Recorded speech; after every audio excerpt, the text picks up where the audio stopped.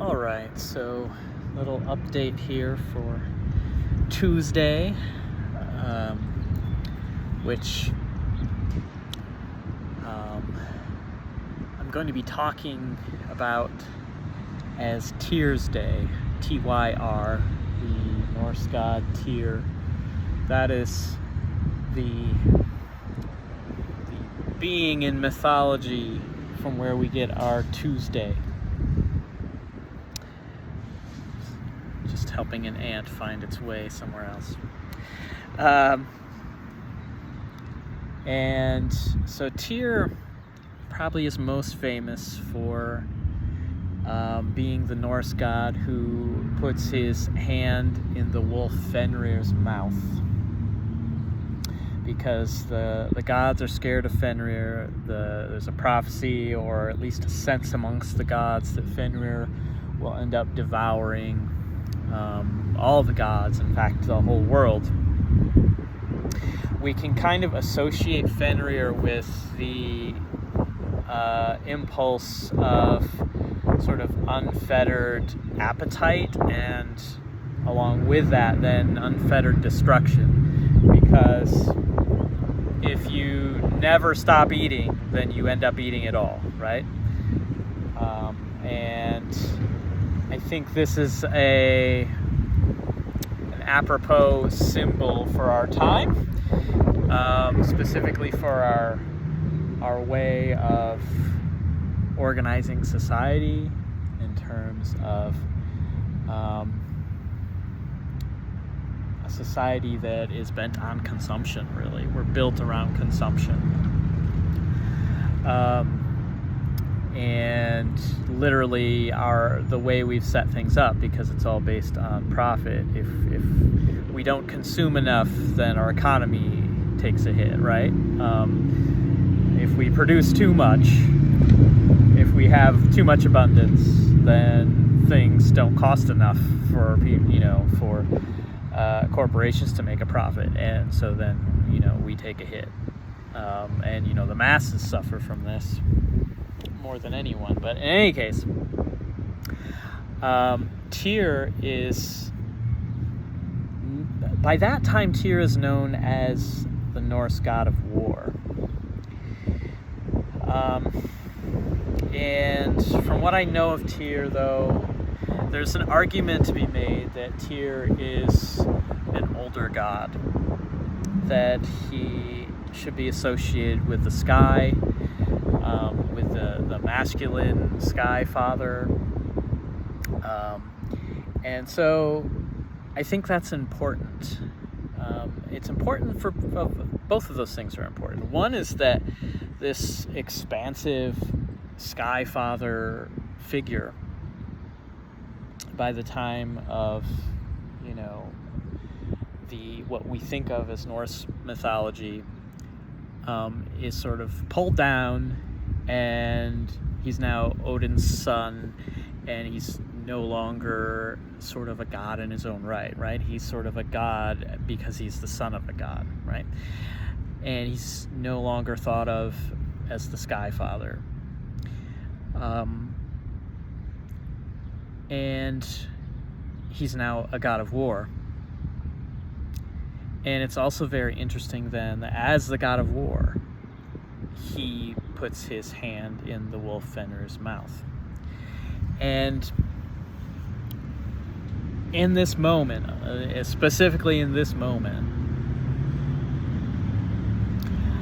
I think it's important to understand this. There's sort of a double binding here.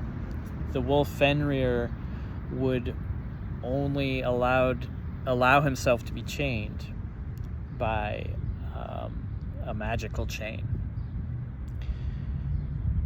If Tyr, or if one of the gods, would put their hand in his mouth. And Tyr was the one to do it.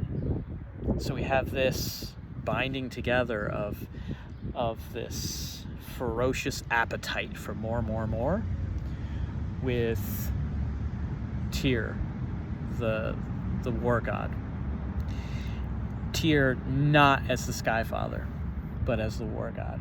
And so I think where I'm coming back around to here is two things, I guess.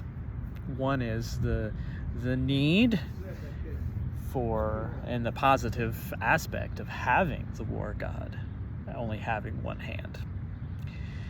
The Norse were seen at times as very warlike, ferocious, vicious, even depending on who you talk to.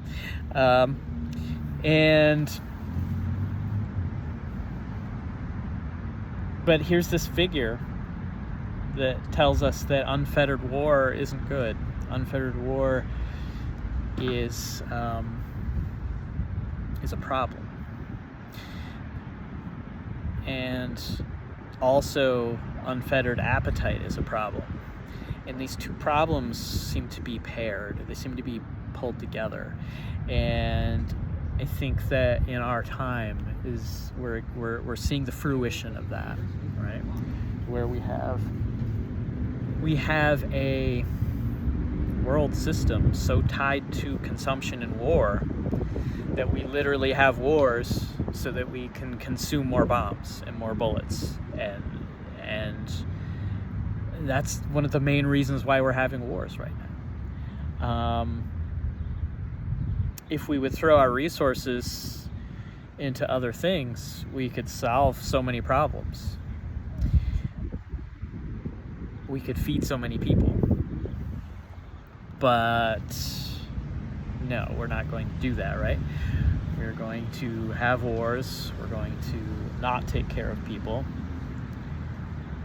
We're going to consume, but we're going to consume more.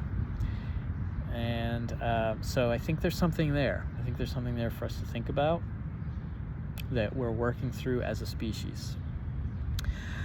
The second thing then, regarding Tyr and Tyr's Day or Tuesday, is a call to go back to specifically not seeing Tyr as a war god, but in his older form, as the Sky Father, as the one who dwells in the sun. And that puts him almost as another aspect of Odin, an aspect of Zeus, an aspect of Ra, and now we're heading back. Now we're heading way back. And I would say even an aspect of Egyptian Atlantean figure Thoth.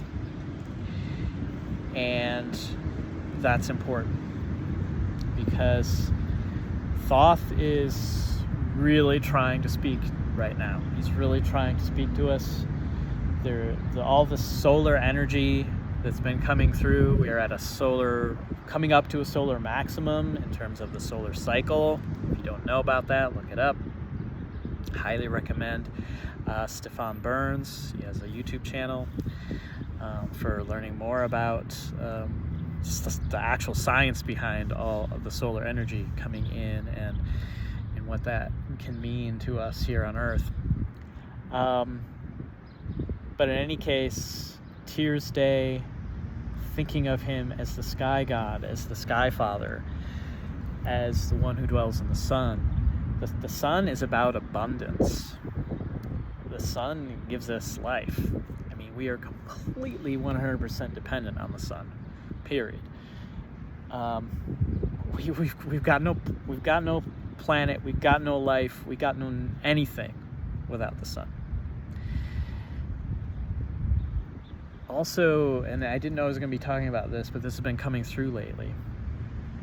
There's a really important thing to understand about the sun and about this idea of solar deities, and that is that the sun does two things. One is it's clumped so much mass together, right, that it has formed a star. So it has so much gravity in itself, so much assurance of itself, so much power in itself that it draws everything in, right? It pulls everything in to itself. But at the same time, because it has done that, because it is taking care of itself, because it is sure in itself, because it is enough in itself,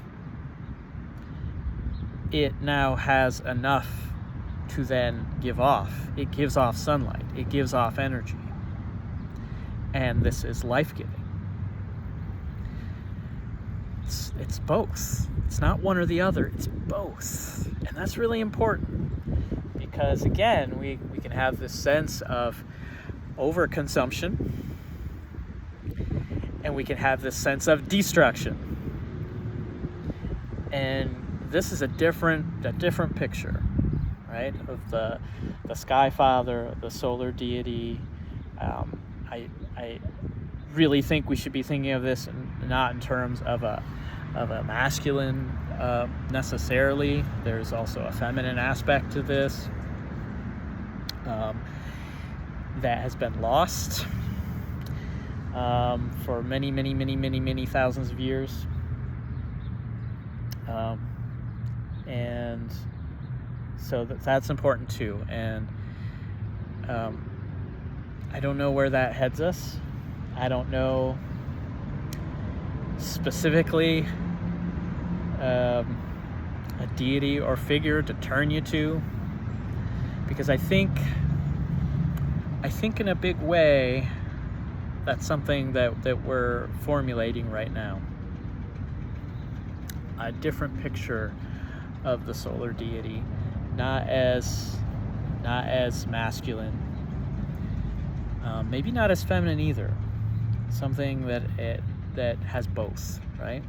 And again, we see this in the sun, in its receptivity of itself, literally its power in coming together, in forming as a concentration of mass and energy, but is also giving. It receives and it gives, it does both. I think that's important.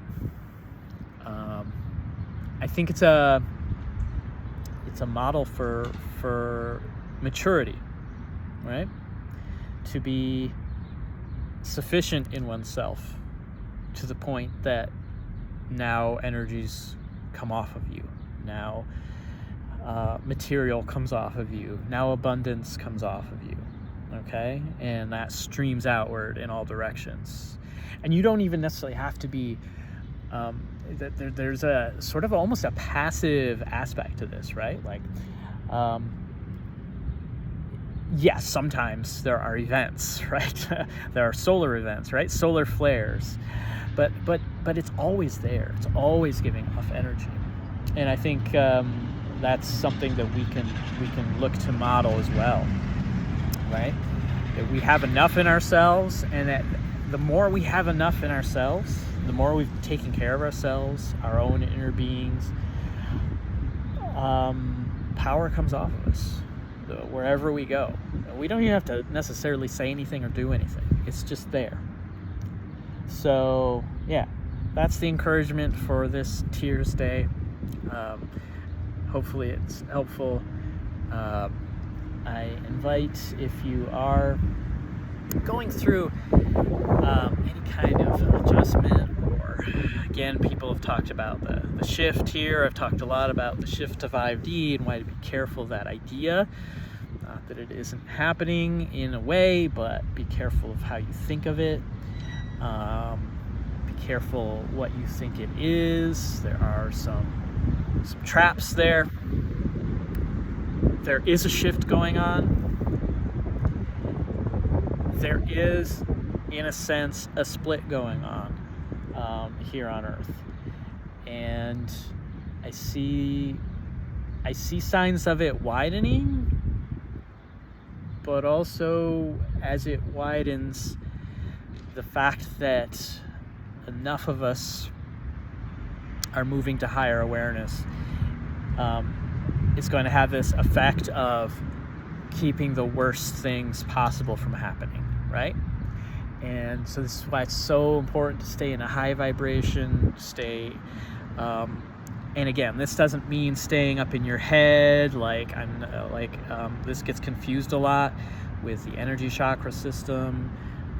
It doesn't just mean stay up here. No, it means your whole being being tuned to a higher frequency. So I have a video on that from probably a week ago or so.